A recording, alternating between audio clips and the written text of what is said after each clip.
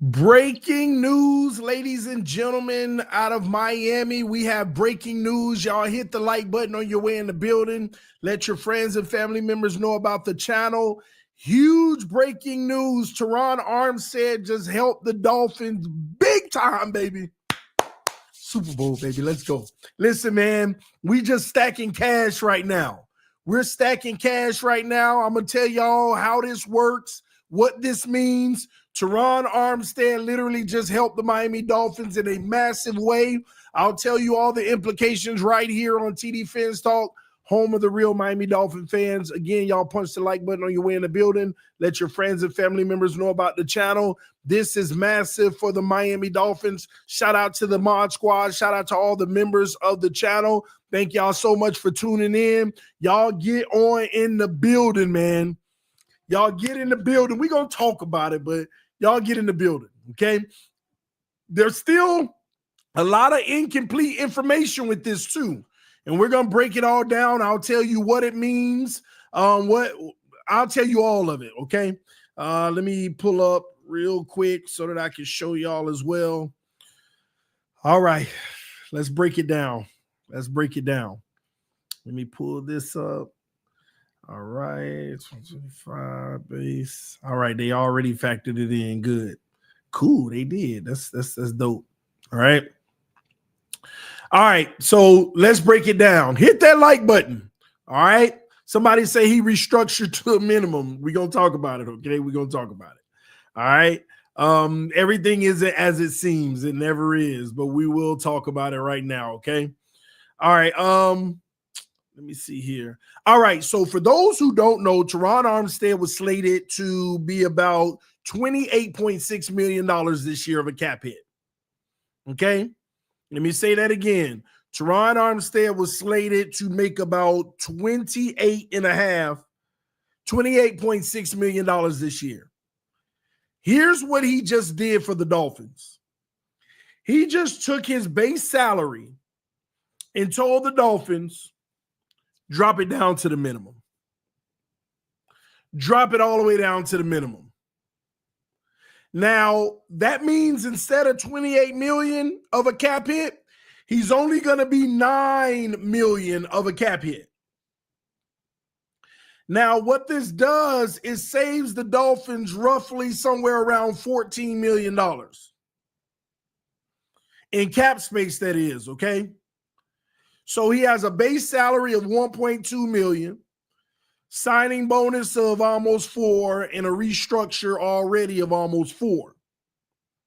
So he obviously, for those who don't know, he just basically said, I don't worry about my $20 to $8.6 million. Just, that base salary I was supposed to get of almost $20 million or whatever. Don't worry about it. Just knock it down to $1 million. And conventional wisdom will tell you this. It's like, man, thank you, bro. Thank you. But here's the problem. This also makes me feel like he's going to retire. Who's going to walk away from almost $30 million? Who's going to walk away from almost $30 million? That ain't happening. So the report said he dropped his salary down to $1 million, the minimum 1.2, 1.3 million, as he ponders his future.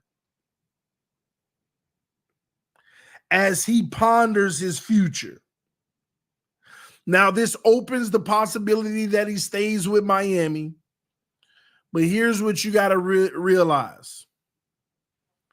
If he does stay with Miami, they're just going to work out a new deal, and you're going to have a lot of backloaded dead cap. Like they're going to put, they're going to add on to the voidable years, do all that. So if he does play this year, they're going to give him like they're going to renegotiate his contract and basically pay him. They'll probably make it all signing bonus and then spread it out for the next 2 years if he decides to keep playing. If he doesn't decide to keep playing, then it is what it is.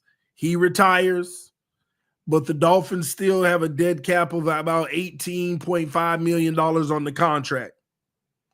So if he decides to retire, the Dolphins save a lot of money. The reality is he was likely to be cut. I mean, we couldn't absorb that cap hit with all the needs that we had. This tells me they already told him that. This tells me he said, well, I ain't going out getting cut. So I'm either going to retire or figure out how we can make this work. So as a result, I know y'all trying to do everything you're doing now so you can get as much cap space as you can going into free agency. So I'm going to do y'all a favor. So you ain't got to cut me. Drop my salary all the way down to the minimum. And let me think about my future.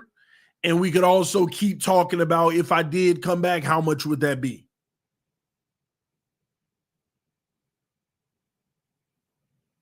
We could talk about how much that'll be. So this is huge. The Miami Dolphins are going to acquire about $15 million roughly. Let me see if that's updated, by the way. Give me a second. I want to see if they updated the Miami Dolphins cap space. So right now they got the Dolphins positive $5 million. Let me see if Terron Armstead updated. Yeah, he's updated. They got the Dolphins positive $5 million now. So we're in the positive. And this is top 51, by the way. This is top 51 cap space. Matter of fact, let me go to over the cap, see what their numbers say. Because you know they all be fluctuating. Let me see what over the cap say. All right, cap space. All right, by team. The Dolphins right now over the cap. See, even over the cap, only got them at about $1 million roughly, 722,000. But we're in the positive way more than that. Now, this also includes all the future contracts. Don't count all of them because we're not going to keep all of them. And on top of it, over the cap still got Terron Armstead's salary counting. So don't his base salary of $13 million, that's wrong. So Spotrac is the most accurate right now. They got the Dolphins with a little over $5 million. So right now, between now and next week, Dolphins going to be making all these moves to figure out, hey, what's the cap situation? Between now and next week, they're going to be renegotiating, restructuring. I'm just trying to see what they're going to do with Tua contract. Like this is let me say this too. As they make these moves, this week, the next 10 days are the scariest time for the Dolphins for our future. Because the decisions they make over the next 10 days, it's going to tell you if we're going to end up being the Saints in cap trouble or the Buffalo Bills in cap trouble. See, Buffalo, they kind of been going like they've been spending their money. Every year they negative, but they get right back on top. And acquire about 40 million. Are we going to be that? And I'm okay with that for now. Or are we going to be the Saints 40, 50, 60, 70, 80, 90 million debt in minus, and you got to make up for it every year, and your roster keep getting worse and worse? So Terron Armstead converting his salary the way he did is a huge win for the Dolphins. But if they work out a new deal for him, it's bad for the future. Because that's all they're going to do. They're going to, negotiate a new way to structure the money. And it's really going to be backloaded when he ain't even on the team. And then this summer or next summer, Tyreek they're gonna be figuring that one out. He ain't gonna be a Dolphin no more. Then the year after that, they be looking at Ramsey, and it's just a cycle. And you still got Chubb you're dealing with. So the next 10 days are going to be important. And the big fish is Tua. You can save over $20 million if you want to restructure Tua. But what you're doing if you restructure Tua is basically saying we locking you in even longer. I mean, wow. And then it's like, why would you do that? But you want the money right now. But it's bad for the future.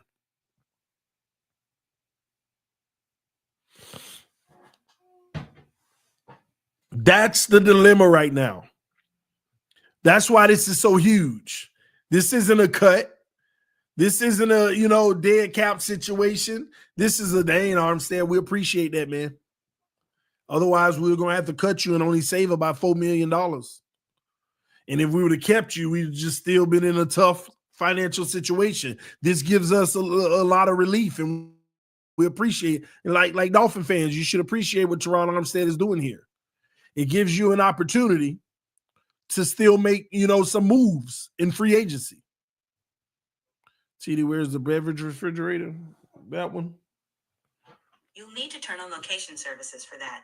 Want to turn it on Hey, Siri, I wasn't talking to you. First, you have to tell me. Hey, see, man. Privacy settings. Siri, I'm not talking to you. Leave me alone. Cut off. Okay.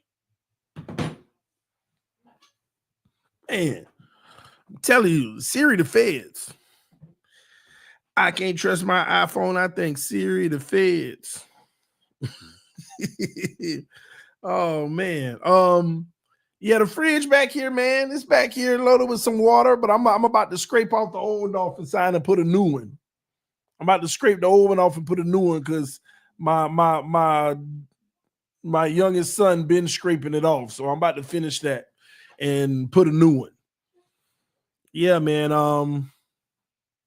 See, you're about to tell your address. It's all good. Hey, she better not. Losing the brain. Anyway, this is huge for Terron Armstead, what he's doing for the team.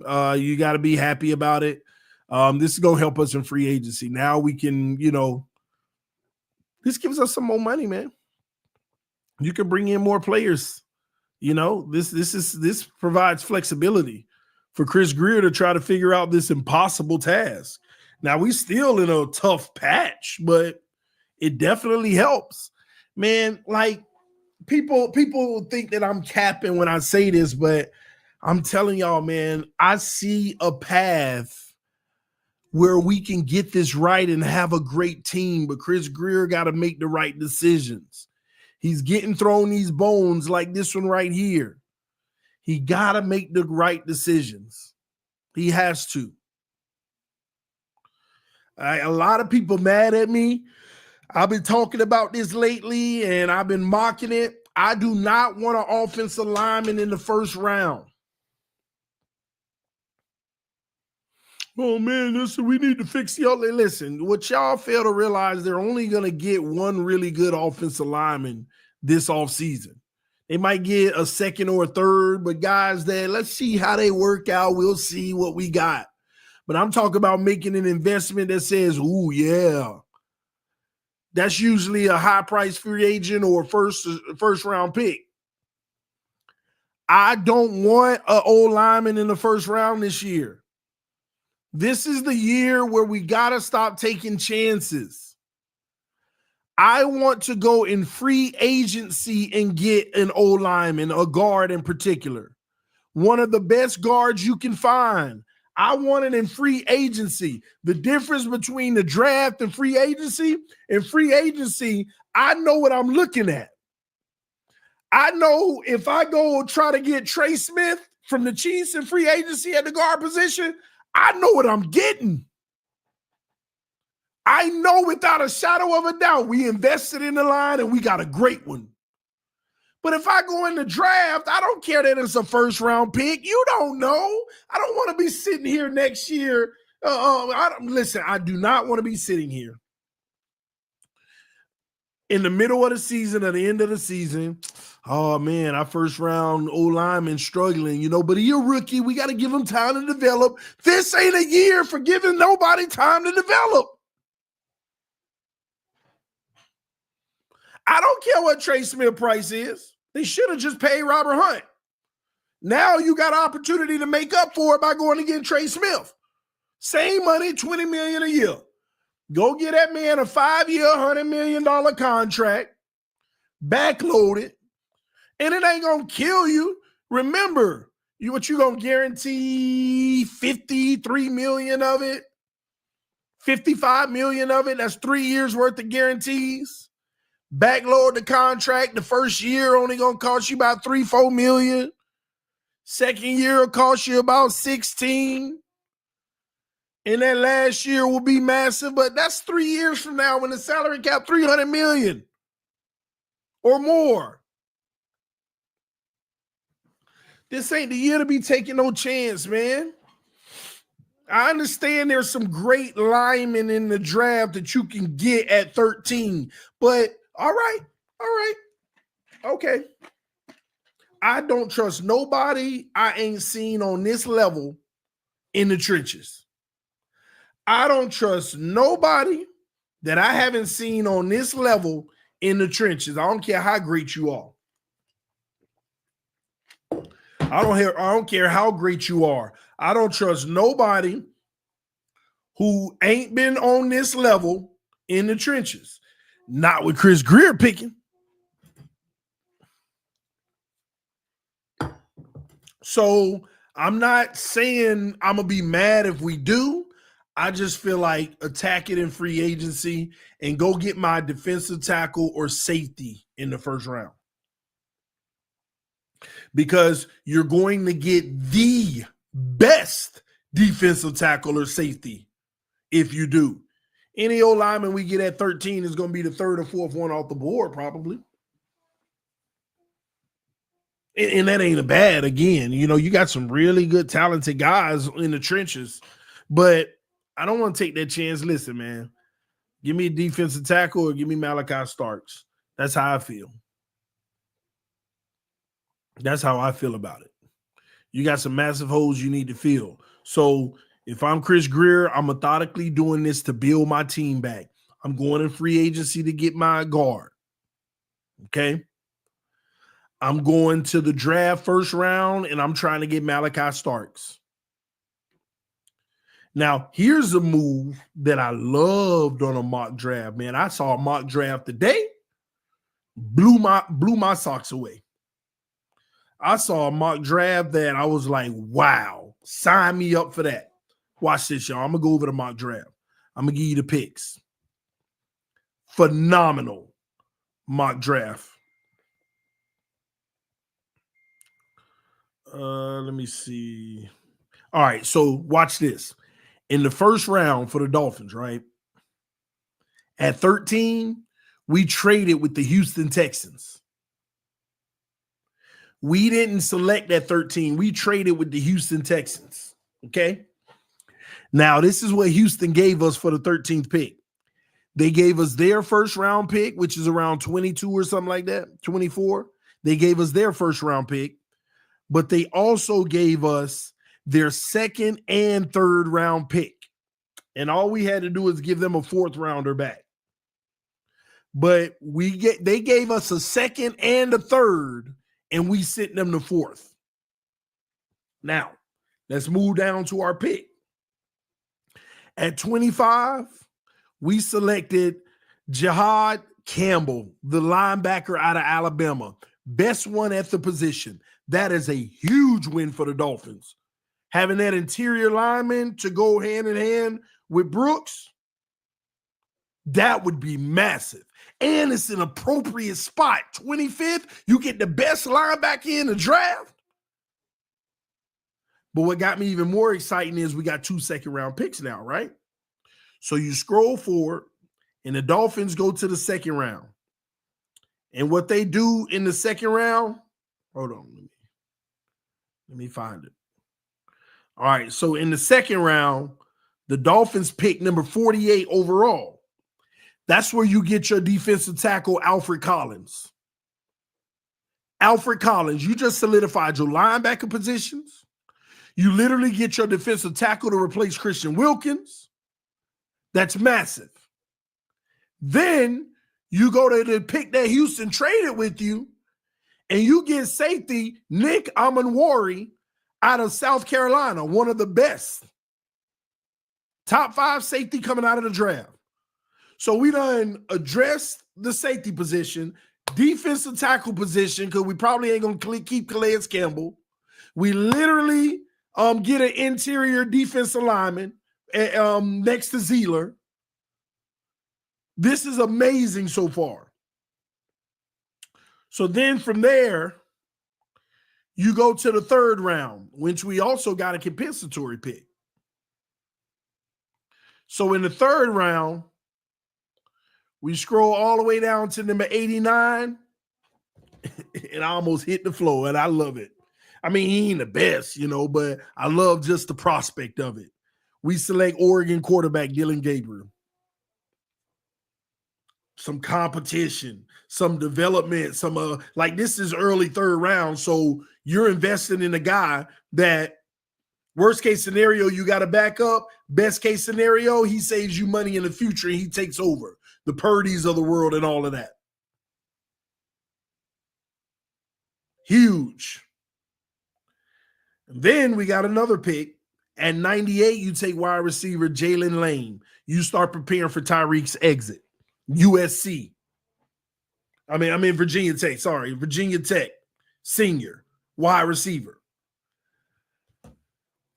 I may not have exactly all those players in my picks. Probably. I like it. But I love the prospect of what you can get just from trading out of 13. If you could pick up an additional 2nd and 3rd and giving up a 4th, that's massive. And Miami Guns just said this in the chat, and I knew he would because it's the first thing I thought about. No O-line? No.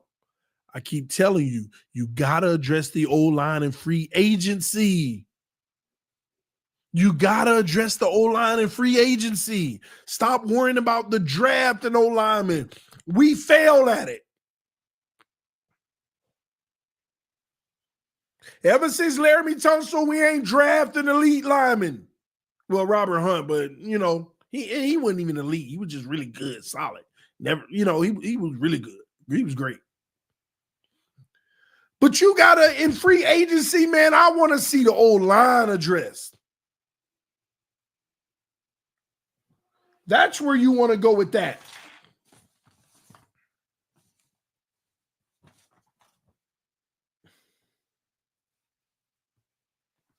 Let me see here. Yeah. He's at center. No. Why QB though, TD? Stop that, RC. You trying to start stuff. You trying to have people fighting me in here. You know why QB. You know why. You know why QB. About why QB. First of all, we ain't even got a backup. Second off, you can't keep paying 2 of these top dollars unless he's going to be playing winning football in January and February. We got to stop this mess. Keep on going down the road with this project, build around it, see if you can figure out another way to get it done. And if you can't get it done this year, you got to move on. You got to move on. TD, what would be your dream pick at 13? Since you said dream pick, so I ain't got to be politically correct here, Cam Ward. Yeah, I know he ain't going to be there, but you said dream pick, Cam Ward. That's my dream pick.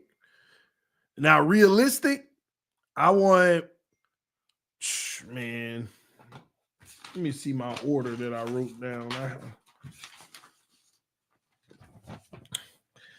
I like Malachi Starks. I like Kenneth Grant. If we got to go O-line, Tyler Booker. Will Johnson, I just don't like it at 13. That's my 4-player big board around 13 that I feel like might be possible, and some of them may not. I'm seeing a lot of drafts that got Malachi Starks in the 20s, and some got him in the 2nd round. Then I'm seeing a lot of mocks that draft him at 8, 9, 10, 11 earlier. So Let me tell you what's going to be the wild card in the draft, and it happened last year. This is why everybody in the first round had a better draft than they typically projected until you got to the mid-20s.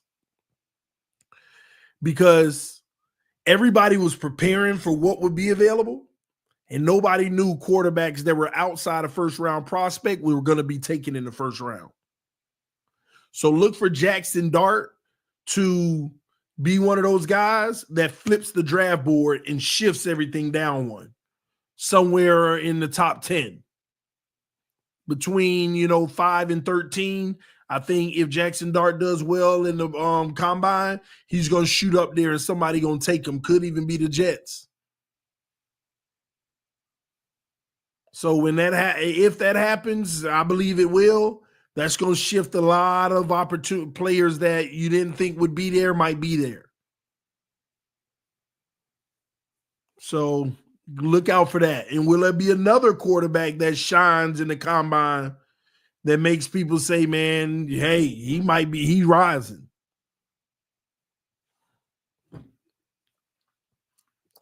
We'll see.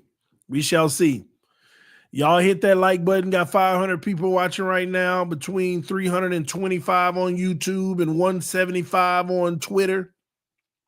Salute to everybody tuned in right now. If you want all the latest and Miami Dolphins news, any breaking news that comes out, I'm hitting that live button to talk about it. So make sure that you turn the notifications on, and you got to subscribe right here at tdphinstalk, home of the real Miami Dolphin fans.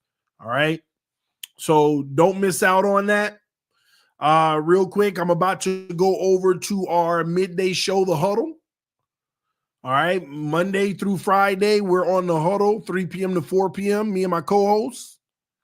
So come through to The Huddle, like literally in like 10 minutes, we're live on The Huddle. So come through. We're going to be talking about this. We're going to be talking about all this other stuff happening in the NFL. Get ready for it, all right? So come through right now, BetUS TV. BetUS TV. Also, everybody, I want you to go over to TikTok. Go follow me on TikTok. I'm trying to get to my first 1,000 followers. I'm almost at 700. I haven't really been on there, but I'm about to be on there quite a bit. So if follow me on TikTok for all the latest breaking NFL news around the league. It's not just the Miami Dolphins. All right. And for those who don't know, my TikTok handle is Tony_Dow. Tony_Dow. All right. So for those who don't know, so if you're looking for TD Fans Talk, you're not going to find it that way. It's at Tony_Dow. TONY_DOWE. All right. So come check me out on TikTok. Trying to get to the first 1,000 followers, and I'll be doing quick 1-minute hitters all the time on all NFL news over there. So come check that out. If you want more than just the Miami Dolphins coverage, you'll be able to get it all.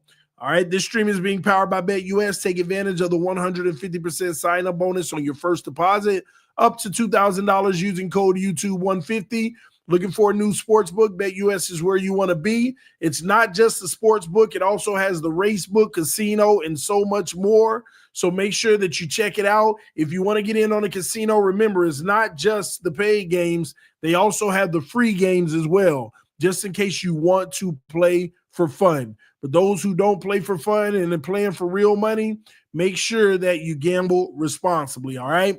Love y'all. Appreciate y'all. Go over to BetUS TV right now. We're about to start The Huddle in about 5 minutes. I hope all y'all come through and enjoy the show. All right, producers calling me now, like, where you at? Well, we have breaking news, man.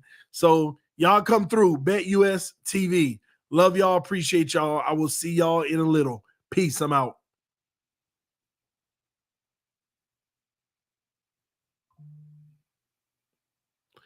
Do, do, do, do, do, do.